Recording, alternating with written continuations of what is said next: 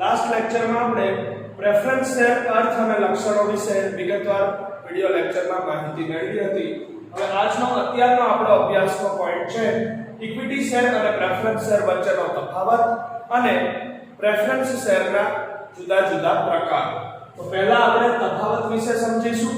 બરાબર કે કોઈ પણ જાહેર કંપની ભારત દેશની અંદર અસ્તિત્વમાં આવેલી ભારતીય કંપની ધારા 2013 મુજબ સ્થપાયેલી ભારતીય કંપની ધારા 2013 મુજબ નોંધાયેલી કોઈ પણ જાહેર કંપની જાહેર જનતા માટે બે પ્રકારના શેર બહાર પાડે છે. એટલે કે જાહેર જનતા માટે બે પ્રકારે જુદા જુદા શેર બહાર પાડી અને પોતાને જરૂરી મૂડી મેળવે છે, પોતાની નાણાંની જરૂરિયાત સંતોષે છે. બરાબર. તો એમાંથી એક પ્રકારના મુખ્ય પહેલા પ્રકારના શેર છે એ ઇક્વિટી શેર છે અને બીજા મુખ્ય પ્રકારના શેર છે એ પ્રેફરન્સ શેર છે, જેને પસંદગીના શેર પણ કહી શકાય છે. તો ચેપ્ટર નંબર 7 ધોરણ 11 કોમર્સ અને 11 આર્ટ્સ એનો પાર્ટ બીજો, બરાબર, જેમાં ઇક્વિટી શેર અને પ્રેફરન્સ શેર વચ્ચેનો વિગતવાર તફાવત. બરાબર. તો આપણે જોઈ ગયા એ રીતે નવી સ્થપાતી કંપનીને લાંબા ગાળાની, મધ્યમ ગાળાની અને ટૂંકા ગાળાની મૂડીની જરૂરિયાત ઉદ્ભવે છે. બરાબર. જમીન, મકાન, યંત્ર, મશીનરી, વાહન વગેરે જેવી સ્થિર મિલકતોની ખરીદી માટે એ લાંબા ગાળાની અને કાયમી મૂડીની જરૂરિયાત ઉદ્ભવે છે. જ્યારે કંપનીની સ્થાપના થયા પછી, એટલે કે કંપની શરૂ થયા પછી એ રોજબરોજના ઉત્પાદનને લગતા વહીવટી ખર્ચાઓ ચૂકવવા માટે એ કંપનીને ટૂંકા ગાળાની અથવા તો કાર્યશીલ મૂડીની જરૂરિયાત ઉદ્ભવે છે. આ બંને પ્રકારની મૂડીની જરૂરિયાત સંતોષવા માટે, બંને પ્રકારના નાણાં મેળવવા માટે કંપની જાહેર જનતા માટે શેર બહાર પાડે છે અને શેર બહાર પાડી અને લોકો પાસેથી, જાહેર જનતા પાસેથી એ મૂડી એકઠી કરે છે, નાણાં મેળવે છે અને પોતાની મૂડીની કે નાણાંની જરૂરિયાત સંતોષે છે. આપણે શેરના પ્રકારોની અંદર ઇક્વિટી શેર અને પ્રેફરન્સ શેર એ બંને વિશે વિગતવાર પરિચય મેળવી ચૂક્યા છીએ. હવે બંને વચ્ચેનો તફાવત પરીક્ષાની દ્રષ્ટિએ આ ઇક્વિટી શેર અને પ્રેફરન્સ શેર વચ્ચેનો તફાવત એ વિસ્તૃત પ્રશ્નોમાં પૂછાવાની મહત્તમ શક્યતા છે. બરાબર, એ પૂછાઈ શકે છે. તો તફાવતના 7 થી 8 મુદ્દા છે પેજ નંબર 131 ટેક્સ્ટ બુક ની અંદર. બરાબર. તો એક પછી એક મુદ્દા આપણે વિગતવાર જોતા જઈએ. પહેલો મુદ્દો છે તફાવતમાં જરૂરિયાત વિશેનો. જરૂરિયાત એની અંદર તો કે શેર મૂડી બહાર પાડતી દરેક કંપનીને ઇક્વિટી શેરમાં જોઈએ તો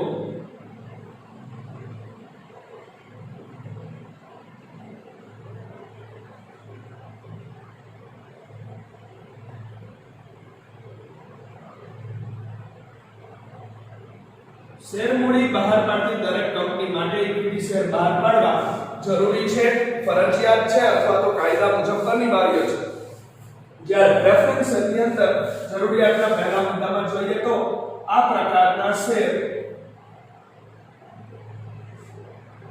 દરેક કંપનીઓ માટે બહાર પાડવા જરૂરી નથી.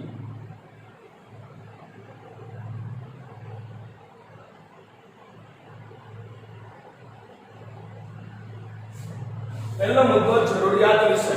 તો કે ઇક્વિટી શેર એવા શેર છે કે બહાર પાડવાની જરૂરિયાત દરેકે દરેક કંપનીઓને છે. જે કંપની ભારતીય કંપની ધારા મુજબ સ્થપાય છે, ભારતના નવા કંપની ધારા મુજબ, એટલે કે ભારતીય કંપની ધારા 2013 મુજબ જેનું અસ્તિત્વ છે, એવી શેર મૂડી બહાર પાડતી દરેકે દરેક પ્રકારની કંપનીઓ માટે શેર મૂડી દ્વારા નાણાં ઊભી કરતી, શેર મૂડી દ્વારા નાણાં મેળવતી દેશની દરેકે દરેક કંપનીઓ માટે ઇક્વિટી શેર બહાર પાડવા કાયદા મુજબ ફરજિયાત છે, જરૂરી છે અને અનિવાર્ય છે. જ્યારે પ્રેફરન્સ શેરની બાબતમાં એવું કહી શકાય કે આ પ્રકારના પ્રેફરન્સ શેર એ દેશની દરેકે દરેક કંપનીઓ માટે બહાર પાડવા જરૂરી નથી. જે કંપનીને જરૂરિયાત ઉદ્ભવે, ઇક્વિટી શેર મૂડીની મર્યાદા પૂરી થઈ ગઈ હોય એવી કંપની જ પ્રેફરન્સ શેર મૂડી બહાર પાડી શકે છે. બાકી દરેકે દરેક કંપનીઓ માટે પ્રેફરન્સ શેર બહાર પાડવા જરાય જરૂરી નથી. બાકી ઇક્વિટી શેર બહાર પાડવા દરેક કંપનીઓ માટે ફરજિયાત છે. બરાબર. બીજો મુદ્દો છે ડિવિડન્ડનો દર.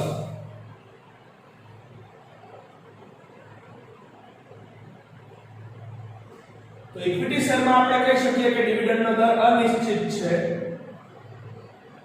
જ્યારે પ્રેફરન્સ શેરની અંદર કહી શકાય કે ડિવિડન્ડનો દર નિશ્ચિત છે. ડિવિડન્ડ કોને કહેવાય અથવા તો ડિવિડન્ડ એટલે શું એ આપણને ખ્યાલ છે કે કંપનીના શેરમાં રોકેલા નાણાં ઉપર, કંપનીના શેરમાં રોકાયેલી મૂડી ઉપર કંપની દ્વારા જે નફામાંથી વધારાનું આર્થિક વળતર અથવા તો નફામાંથી અમુક ચોક્કસ નક્કી કરેલી રોકડ રકમ જે દરેક શેરધારકને વર્ષના અંતે, નાણાકીય વર્ષના અંતે ચૂકવવામાં આવે છે એને ડિવિડન્ડ કહી શકાય છે.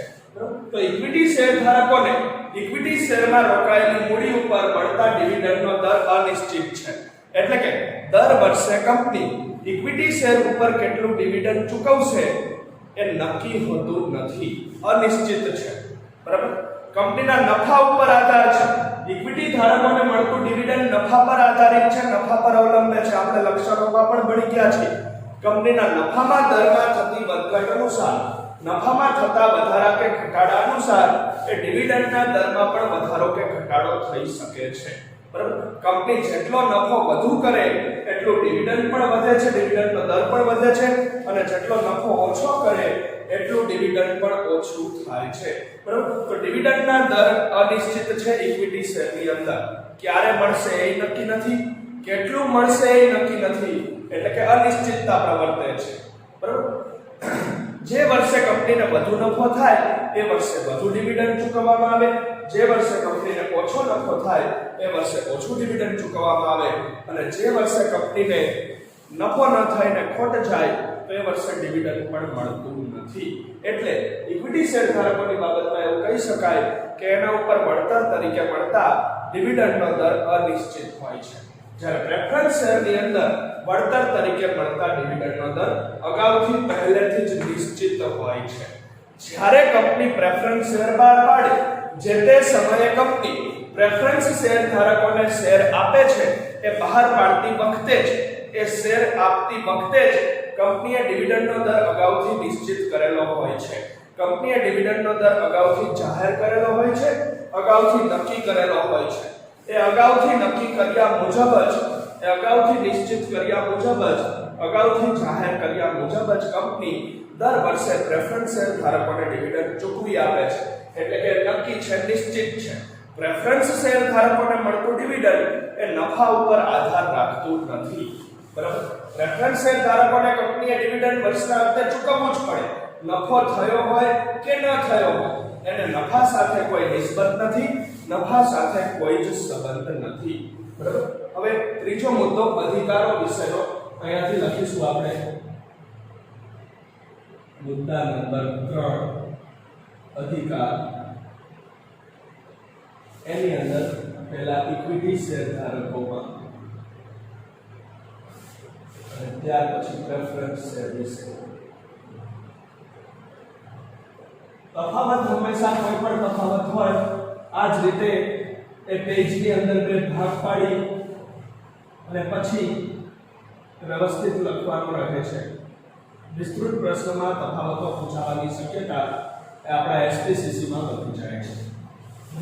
તો ઇક્વિટી શેર ધારકોને કયા અધિકારો મળે અને પ્રેફરન્સ શેર ધારકોને કાયદા મુજબ કયા અધિકારો મળે છે, એ અધિકારો વિશેનો ત્રીજો મુદ્દો. તો એની અંદર ઇક્વિટી શેર ધારકોને સૌથી પહેલા ઇક્વિટી શેરમાં જોઈએ તો કંપનીની સભાઓમાં હાજર રહેવાનો,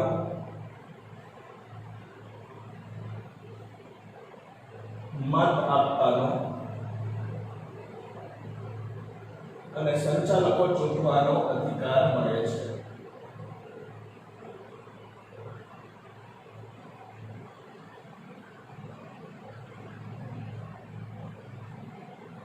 જ્યારે પ્રેફરન્સ શેર ધારકોને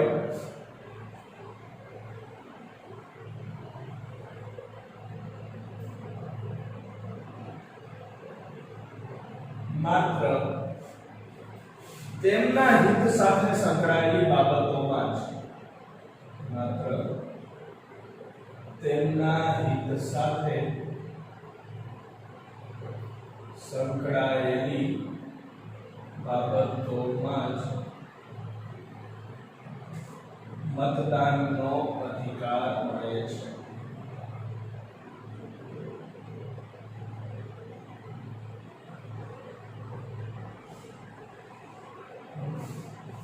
અધિકારો વિશેનો તફાવતનો ત્રીજો મુદ્દો, જેની અંદર આપણને જણાવ્યું છે કે કંપનીના ઇક્વિટી શેર ખરીદનાર શેરધારકોને એટલે કે ઇક્વિટી શેર હોલ્ડરોને, કારણ કે ઇક્વિટી શેરધારકો કંપનીના માલિકો છે, કારણ કે ઇક્વિટી શેરધારકો એ વધુ જોખમ ઉઠાવે છે, ઇક્વિટી શેરધારકો એ કંપનીના અંત સુધી સાથ નિભાવનાર, છેવટ સુધી સાથ નિભાવનાર કંપનીના વફાદાર સાથીઓ છે. એટલે ઇક્વિટી શેરધારકોને બીજા કરતા અન્ય વિશિષ્ટ હકો અને વિશિષ્ટ અધિકારો મળવા પાત્ર થાય છે, જે પ્રેફરન્સ શેરધારકોને નથી મળતા, ડિબેન્ચર ધારકોને પણ નથી મળતા, કંપનીના સેક્રેટરી કે કર્મચારીઓને પણ નથી મળતા. બરાબર? જે બીજા કોઈને નથી મળતા એવા કેટલાક વિશિષ્ટ હક, એવા કેટલાક વિશિષ્ટ અધિકારો એ ઇક્વિટી શેરધારકોને મળવા પાત્ર થાય છે. જેવા કે ઇક્વિટી શેરધારકોને કંપનીની દરેક સભાઓમાં હાજર રહેવાનો એટલે કે હાજરી આપવાનો, કોઈ પણ બાબત ઉપર મતદાન થાય તો મત આપવાનો, અને દર વર્ષે જ્યારે નવા સંચાલકોની ચૂંટણી થાય કંપનીમાં તો એ નવા સંચાલકોને ચૂંટી કાઢવાનો, એ સંચાલકો ચૂંટવાનો પણ અધિકાર એમને મળે છે. એટલે કે ઇક્વિટી શેરધારકો કંપનીની દરેક સભાઓમાં હાજર રહી શકે છે, ભાગ લઈ શકે છે, કોઈ પણ બાબત ઉપર મતદાન થાય તો પોતાનો મત કે અભિપ્રાય આપી શકે છે, અને દર વર્ષે નવા સંચાલકોની ચૂંટણી થાય તો એ ચૂંટણી કરવાનો, નવા સંચાલકોને ચૂંટવાનો અધિકાર પણ એમને મળવા પાત્ર થાય છે. જ્યારે પ્રેફરન્સ શેરધારકોને આવા કોઈ હકો અને અધિકારો વિશેષ મળતા નથી. બરોબર? પ્રેફરન્સ શેરધારકોને આવા વધારાના સભામાં હાજર રહેવાના કે મતદાન કરવાના આવા કોઈ વિશિષ્ટ હકો અને વિશિષ્ટ અધિકારો મળતા નથી. એ માત્ર તેમના હિત સાથે સંકળાયેલી કોઈ બાબત હોય, તેમના હિત સાથે સંકળાયેલી કોઈ સભા હોય કે જેમાં પ્રેફરન્સ શેરધારકોનું હિત જળવાયેલું હોય, પ્રેફરન્સ શેરધારકોને લગતો એમના વિશેનો, પ્રેફરન્સ શેરધારકો માટેનો કોઈ અગત્યનો અને મહત્વનો નિર્ણય લેવાનો થાય તો એમના હિત સાથેની કોઈ સભા હોય, એમના હિત સાથે સંકળાયેલી કોઈ બાબત હોય તો એમાં જ એ મતદાન કરી શકે છે. એ સિવાયની બાકીની સભાઓમાં એ હાજર પણ રહી શકતા નથી અને મત પણ આપી શકતા નથી. બરાબર? ચોથો મુદ્દો જોખમ વિશેનો, જોખમ, રિસ્ક, નાણાં ડૂબી જવાનું જોખમ અથવા નાણાં ગુમાવવાનો ભય. તો ઇક્વિટી શેરમાં જોખમનું પ્રમાણ વધુ છે.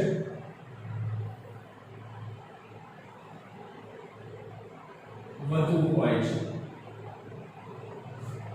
જ્યારે પ્રેફરન્સ શેરની અંદર જોખમનું પ્રમાણ ઓછું હોય છે.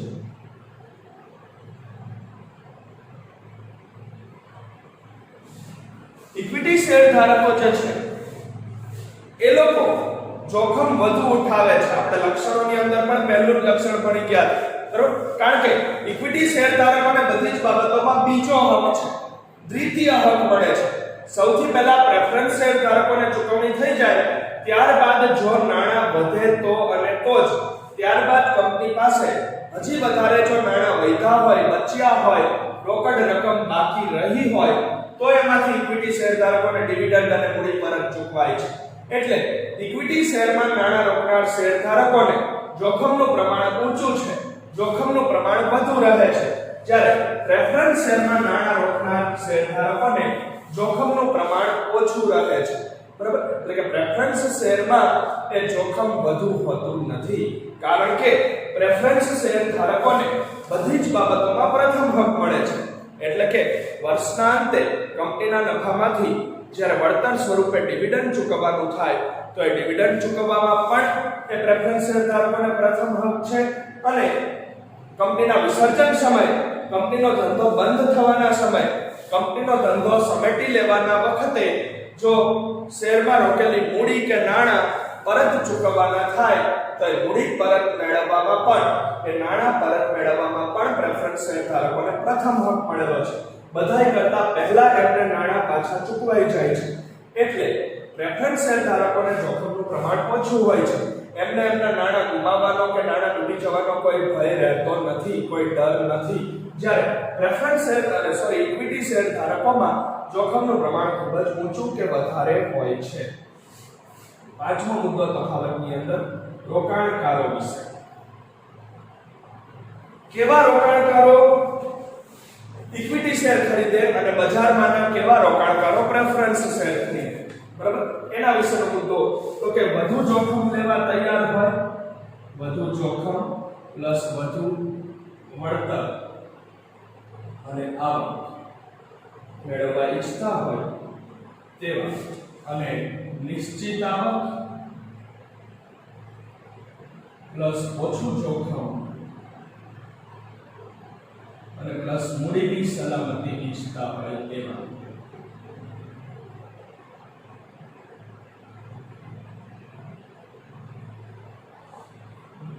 બજારમાંના જે વ્યક્તિઓ, બજારમાંના જે રોકાણકારો વધુ જોખમ ખેડવા ઈચ્છે છે, સાથે સાથે આવક પણ વધુ મેળવવા ઈચ્છે છે, વધુ મોટું સાહસ ખેડવા ઈચ્છે છે, એવા વધુ જોખમ લેવા માંગતા, વધુ સાહસ ખેડવા ઈચ્છતા રોકાણકારો એવા લોકો કે એમને વધુ જોખમ અને વધુ સાહસની સામે આવક પણ વધુ મળવાની છે, વળતર સ્વરૂપે, ડિવિડન્ડ સ્વરૂપે એને નફો પણ વધુ મળવાનો છે, એવા રોકાણકારો ઇક્વિટી શેર ખરીદવાનું વધુ પસંદ કરે છે.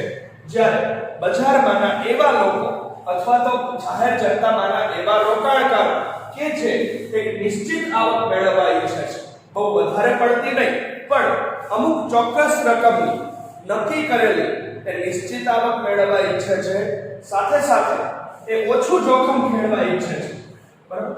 ઓછું જોખમ લેવાની જેની તૈયારી છે એવા ઓછું જોખમ લેવા માંગતા, નિશ્ચિત આવક મેળવવા માંગતા અને સાથે સાથે પોતાના રોકાયેલા નાણાંની, પોતાની રોકાયેલી મૂડીની સલામતી ઈચ્છતા હોય એવા રોકાણકારો પ્રેફરન્સ શેર ઉપર પસંદગી ઉતારે છે, બરાબર? એટલે પાંચમો મુદ્દો આપણો રોકાણકારોના પ્રકાર વિશેનો થઈ ગયો કે બજારમાંના એવા લોકો, બજારમાંના એવા વ્યક્તિઓ અથવા તો જાહેર જનતામાંના એવા રોકાણકારો કે જે વધુ સાહસ ખેડવા ઈચ્છે છે, વધુ જોખમ લેવા ઈચ્છે છે અને સાથે સાથે આવક અને ડિવિડન્ડ સ્વરૂપે વળતર પણ વધુ મેળવવા ઈચ્છે છે, એ લોકો ખરીદશે ઇક્વિટી શેર.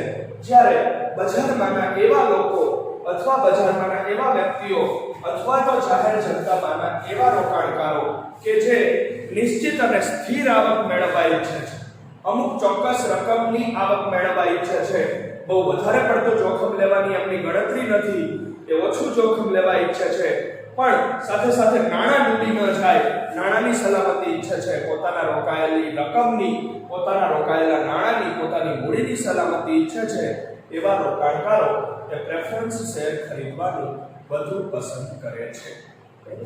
છઠ્ઠો મુદ્દો બજાર ભાવ વિશે. બજાર કિંમત અથવા બજાર ભાવ. ઓકે, આ પ્રકારના શેરના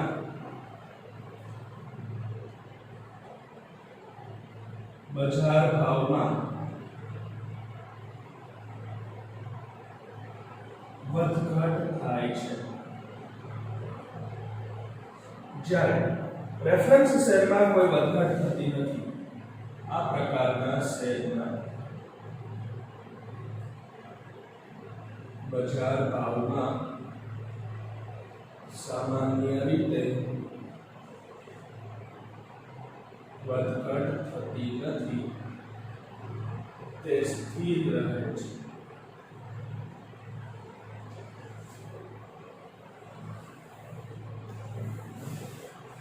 ઇક્વિટી શેર એવા પ્રકારના શેર છે કે રોજે રોજ માન્ય શેર બજારોની અંદર એ શેરના ભાવમાં વધઘટ થાય છે, એ શેરના ભાવમાં ફેરફાર થાય છે, એ શેરની બજાર કિંમતમાં વધારો કે ઘટાડો થાય છે.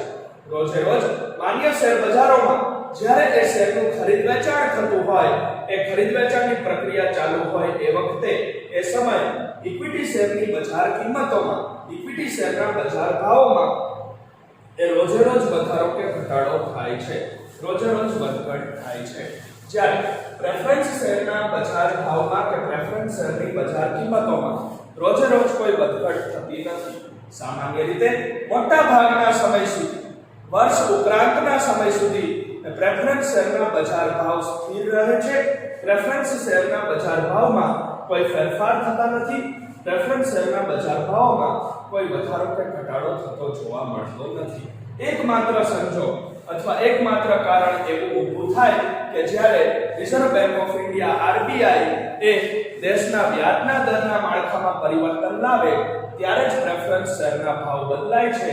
એ સિવાયના સંજોગોમાં પ્રેફરન્સ શેરના ભાવમાં વધઘટ થતી નથી, કોઈ ફેરફાર થતા નથી, મોટે ભાગે એ સ્થિર રહે છે.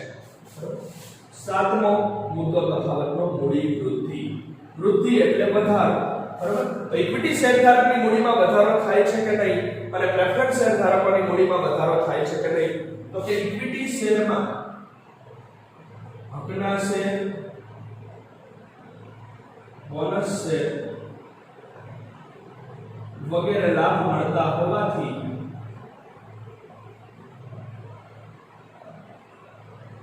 મૂડી વૃદ્ધિ થાય છે. પ્રેફરન્સ શેરની અંદર કોઈ પણ પ્રકારે મૂડી વૃદ્ધિ થતી નથી. ઇક્વિટી શેર એવા પ્રકારના શેર છે કારણ કે ઇક્વિટી શેરધારકો કંપનીના માલિકો હોવાથી, કારણ કે ઇક્વિટી શેરધારકો એ કંપનીના વફાદાર સાથીઓ હોવાથી એ ઇક્વિટી શેરની અંદર કંપની એ શેરધારકોને અનેક વિશિષ્ટ લાભો અને હકો આપે છે, જેમાં હકના શેર, બોનસ શેર વગેરે સમાવિષ્ટ છે.